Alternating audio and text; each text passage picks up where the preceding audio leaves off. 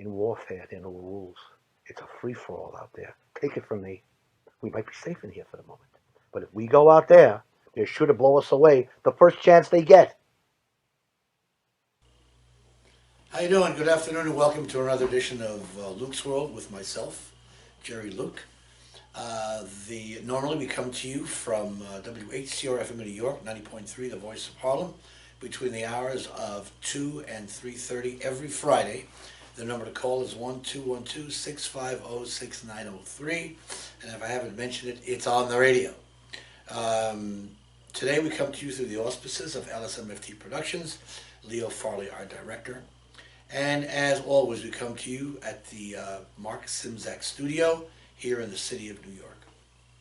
Okay, it's been really quite an interesting week. I don't want to get too much into politics, but in point of fact, this sort of crosses the line between politics and sports. In the University of Missouri, some wonderful thing happened. The students got together, and well, I couldn't. Don't want to say it's wonderful because it came out of something really horrible. Racial epithets were thrown around at the school. Fecal matter was used in a swastika on a bathroom, and the N-word was used abundantly on campus. The students felt that the president of the university wasn't really doing his job, and they asked for his ouster. There was a gentleman by the name of Mr. Butler who went on a hunger strike. The football team supported this cause, and the football coach supported this cause, and it steamrolled to the fact that the president was forced to resign. Although I would think that if he understood what the circumstances were, and he was built a little differently politically, he may have stopped it right at the beginning and said, listen, okay, and sat down with everybody and said, listen, what do we need to do to resolve this matter? I never heard any of that. Only in his resignation speech did he say something that, something should have been done. So this, to me, is just so interesting because people got together and actually did something by force of something that was positive that they needed to do, and they did it. So I'm very happy for that. It kind of harkens back to the Stone Age of the 60s when things happen like that, and normally these days they don't. There's a lot of apathy out there. Another wonderful thing that happened is all of a sudden the Keystone Pipeline is adios, and that also happened because there was a grassroots protest of what was going on in terms of bringing oil from the tar sands in Canada and bringing them to Louisiana. And it was basically dirty oil, which would wind up polluting the atmosphere even more. So President Obama announced the fact that he's against it, and it's a wonderful thing. And here are two instances where people who are motivated can get things done. You can't get things done if you're sitting at home and what would be the word, bemoaning your fate, which is what I do a lot. So maybe this will get my butt outside the street and take some action. Speaking of taking some action, I had a wonderful time this past Saturday. I think I've related that I go on hikes through AMC, and some of them are just kind of, they're fun because you get out, you meet some people who basically don't talk to you because they're New Yorkers and everybody's in their shell. But this time we went I went to New Paltz, and there's a wonderful leader by the name of Howard, and Howard took us up to the now I forget the name. He took us up to a place where you had to spend $12 to get in. It's the Mohonk Preserve. That's what it is. $12 to get in, and I don't know what they preserve or how they preserve. I guess it's preserved from the fact that nobody's going to build on it. But anyway, he took us bushwhacking, which means you got to get off the trail. And normally, when you walk on the trail, you talk to people. Eventually, you talk to everybody in the group, and then you leave, and then it's over. Bushwhacking means that you're going down hills, up hills, some of them which are difficult. People are getting lost. you're helping your fellow man, and you're getting to know your fellow human being because you're helping them and they're helping you. It was a wonderful day uh, and amazing. And I think somebody said that one of the reasons it was so is precisely because of that, precisely because you're off the beaten path and you're taken out of your shell, and because you have to survive, that breeds impulses that you would normally not have, is like one of which is befriending your fellow human being, because you might realize that helping them, they help you, and the next person gets helped as well, and all of a sudden you're a group, as opposed to individuals who are out on a day when they don't want to be bored and want to go home as soon as possible to turn on the net or the tube or whatever. So it was a wonderful day, and I met someone who was a kindred spirit, and I got a lift to the Metro North, and we were just singing country songs going to Metro North, so that was kind of neat. So that's that story. Okay, so we did that, we did blues. Okay, how much time do we have? Lots of time. Okay. What I want to do now is talk about fundraising, because we are going into, it's WHCR, and we're a local station up in Harlem, and once a year we have a fundraiser. And somebody out there, somebody in our group said, well, maybe we should do $30 a piece, and whoever wants to contribute. And my idea is no. Just give what you can. Go to the website, give what you can.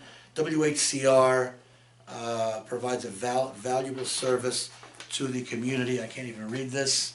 Okay.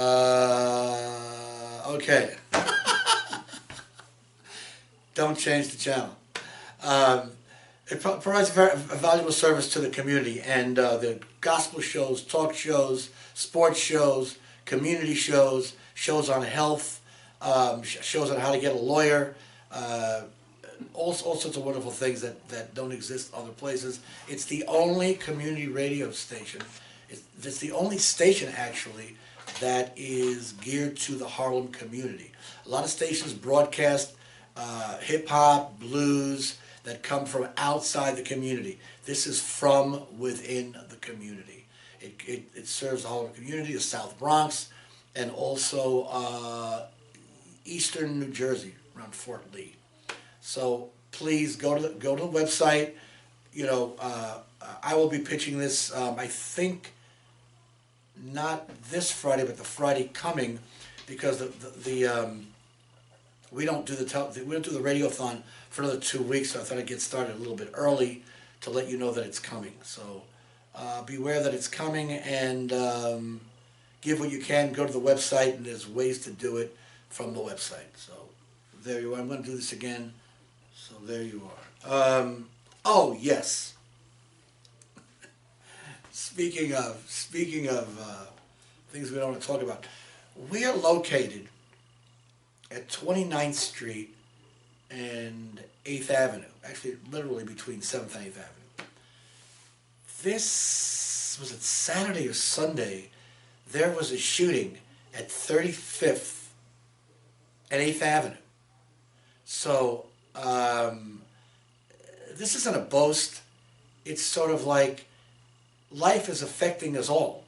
And I think one of the things that,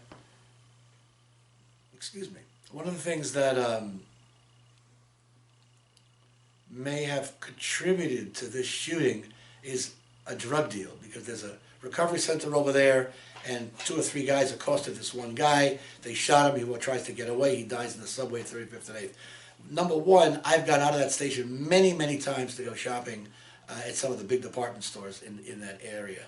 And number two, thousands upon thousands of people use that exit. We don't have a drug policy.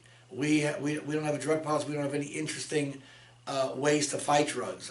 We've talked about a lot about legalizing drugs. As far as I'm concerned, everything should be legalized. If you need to get I don't think we did a program on this. I think I was going to. That now I think in Ireland, if you want, you sign up for a particular drug. You go to a drug house and you shoot up. That's the deal. There's no drug deals gone bad. There's nobody sitting on turf out in every locality and shooting other members of other gangs because they're trying to get in on your group. There's no trying to get money out of your victims because they haven't got any money. They want drugs, so you shoot them. We don't do that. We don't have any programs. And for something to get as close to home as this is just appalling. And it's going to get worse and worse because we don't do anything about it. We're just using it's like the definition of crazy, doing the same thing over and over again to get the same result. All right.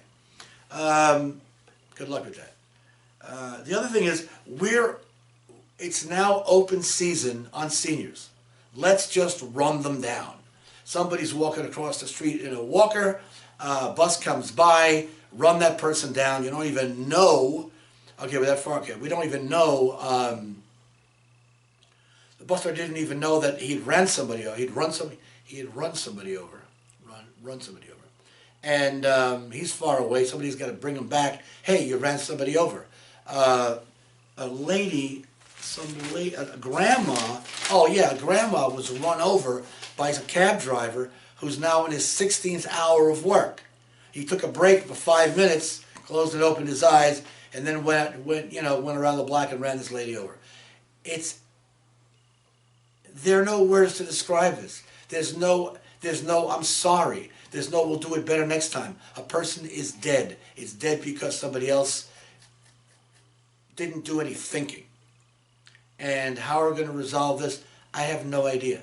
Although I do have some. Well, I have no idea right now, but call me on the radio and we'll come up with an idea, and we'll raise it up the flagpole. We'll call up Mr. Cuomo and Mr. de Blasio, and nothing will happen. But right now, it's a sad state of events that people actually have to cross the street to get to the other side. What was the joke? Why did the chicken cross the street? Well, people had to cross the street to get to the other side. They might want to buy food. They might want to see loved ones. They might want to go to the park to get out of their house. So they needn't get run over because they want to breathe the same air the rest of us breathe. Whew, it's a long one. I want to thank you for listening. You can hear me on normally on WHCR FM 90.3, The Voice of Harlem. What is it? Oh. And of course, thank you for watching, and we'll see you on the radio.